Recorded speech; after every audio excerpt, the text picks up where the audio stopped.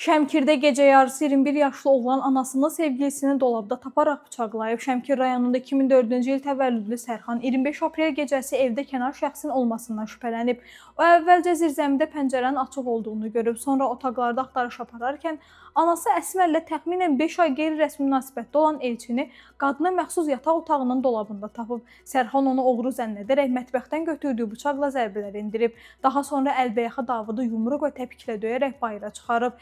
Elçinin vəziyyətinin ağır olduğunu görəndən sonra onu buraxıb. Sərxan istintaqı ifadəsində hadisəni belə izah edib. Evə gəldikdən sonra zirzəmidə şübhəli açıq pəncərə gördüm. Evdə addım səsləri eşidərək anama zəng etdim və oğru olduğunu dedim. Bir neçə dəfə zirzəmiyə düşüb qalxdıqdan sonra özünü müdafiə məqsədi ilə bıçaq götürüb və otaqları yoxlayarkən dolabdan kimisə çıxdığını görərək ona bıçaqla hücum etdiyini bildirib. O törətdiyi əmələ görə peşman olduğunu deyib. Zərər çəkmiş Elçinin sözlərinə görə həmin gün Əsmər onu evə çağırıb və o Sərxanın evdə olmayacağını düşünüb. Qapının zəngi çalınanda Sərxanın gəldiyini anlayıb və qaçmağa imkan olmadığından dolabda gizlənib. O Sərxanın bıçaqla vurduğunu, lakin özü ona müqavimət göstərərək yalnız bıçağı almağa çalışdığını bildirib. Cinayət işi Gəncə Ağır Cinayətlər Məhkəməsində araşdırılıb. Məhkəmə Sərxanı Cinayət Məcəlləsinin 62-ci maddəsini tətbiq etməklə 1 il müddətinə ümumi rejimli cəzaçəkmə müəssisəsinə göndərib. Müdafiə tərəfi hökmün yüngülləşdirilməsi və Cinayət Məcəlləsinin 70-ci maddəsinin